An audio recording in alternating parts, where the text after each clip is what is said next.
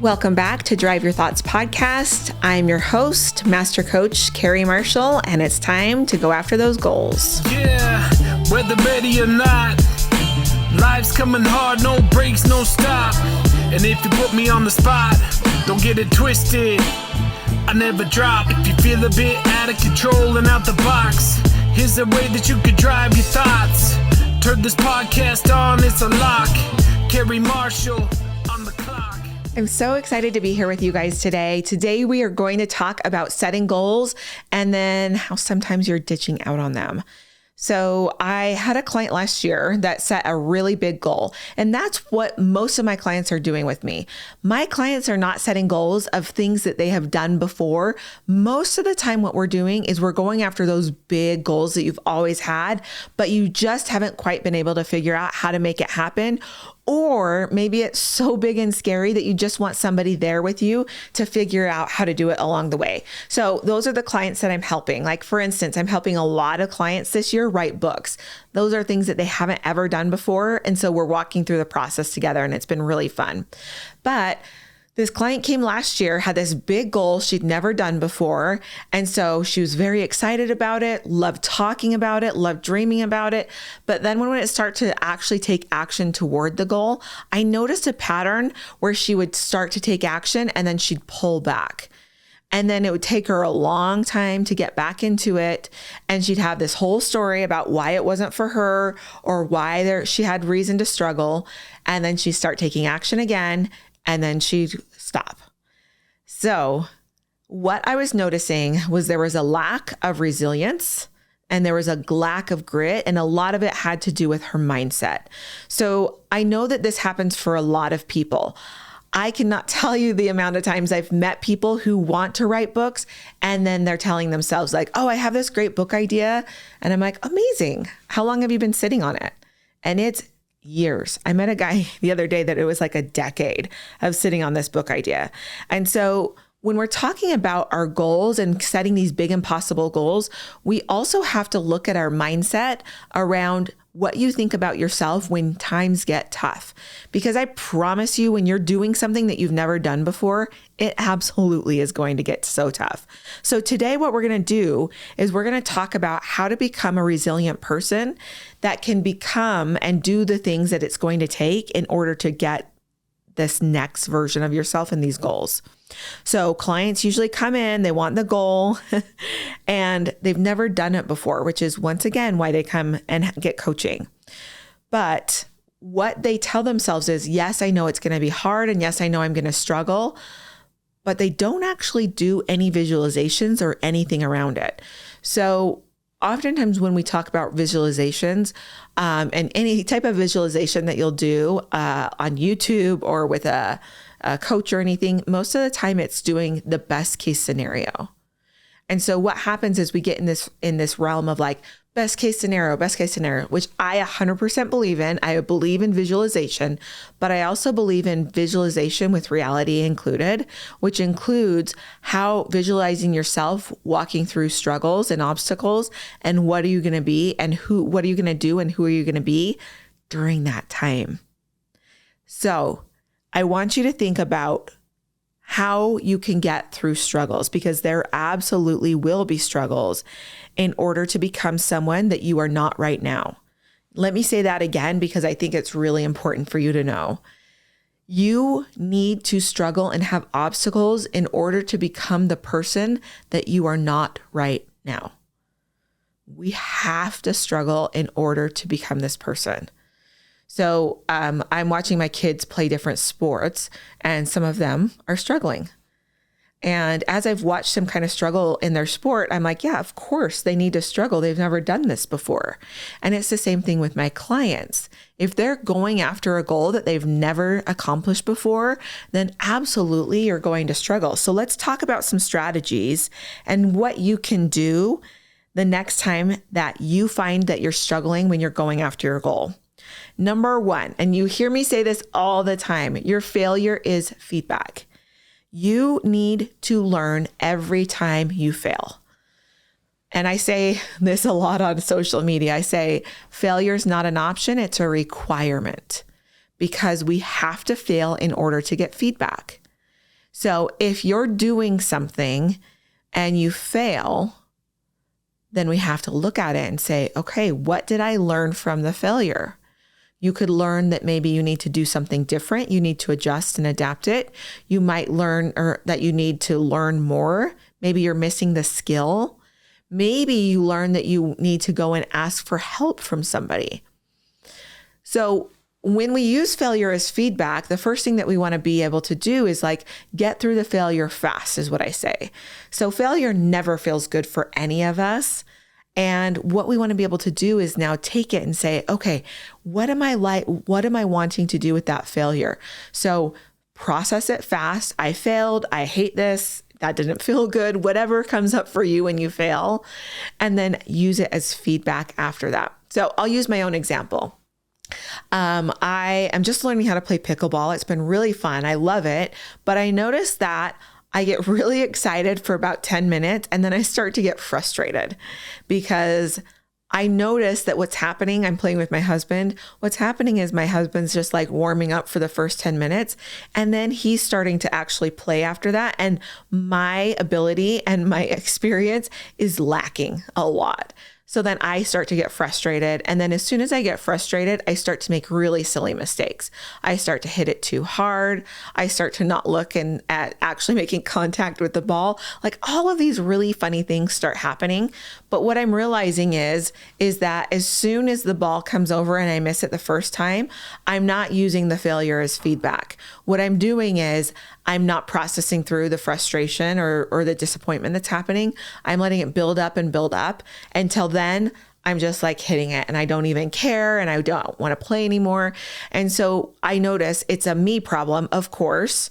So what I need to do is I need to go back and I need to process through that and say, okay, I can see that this isn't a me issue. So what's going on? And I noticed that I wasn't, number one, processing the failure fast. So process your failure fast. As you fail, process it. So what I started to do was I started to not hit the ball and I'd process it fast. I'd say, I'm disappointed and I'm a little embarrassed that I missed that ball. Oh, okay. Take a deep breath in, a deep breath out. And then I just kind of watch that disappointment just kind of like wash out. And then I could say, what happened? Now I'm available to use my failure as feedback. Oh, I took my eye off the ball. My feet weren't in the right position.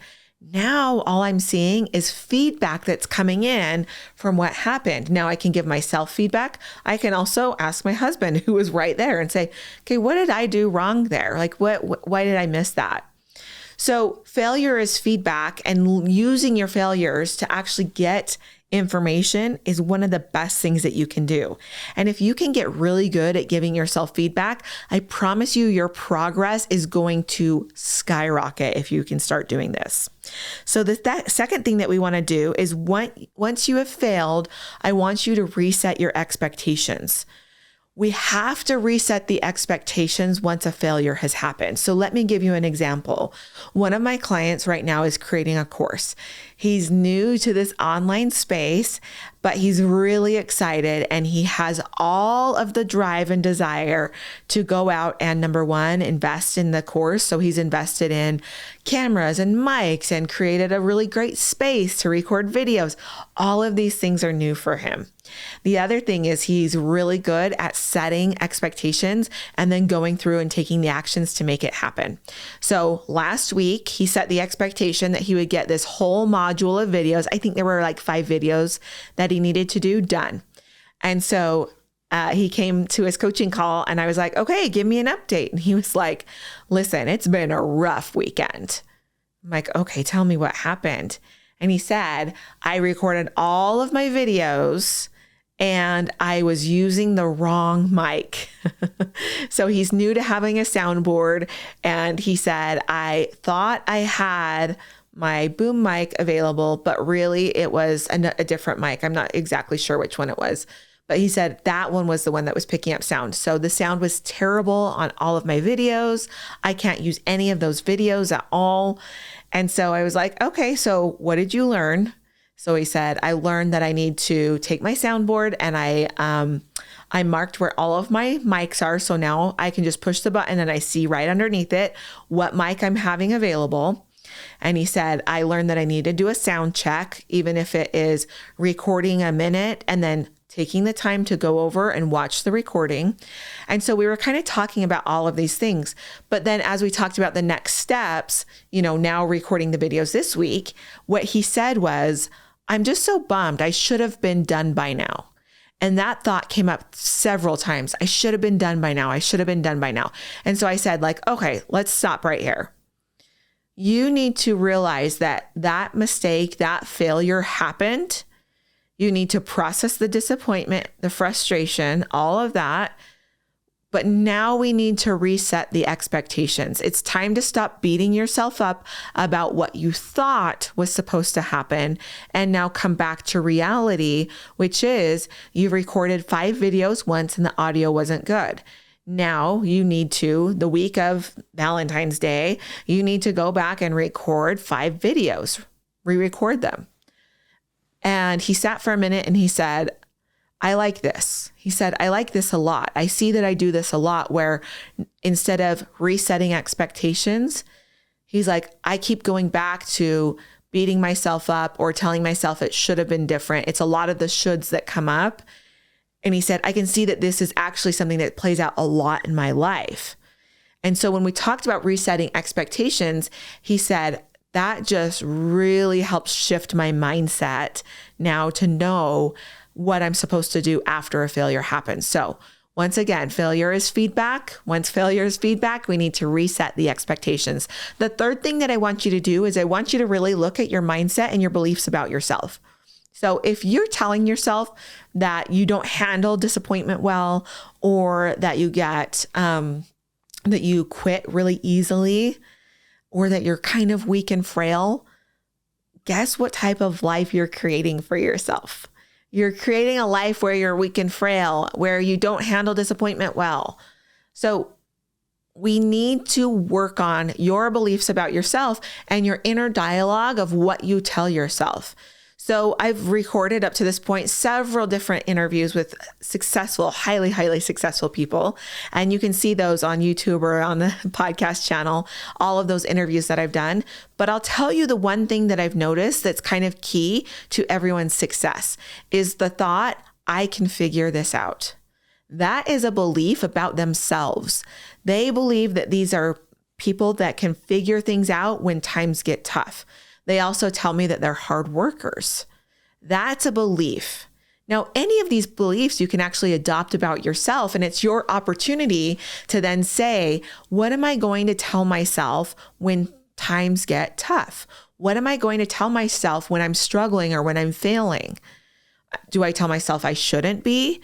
Or do I have a great story and belief about myself that then helps me to then get to the next phase?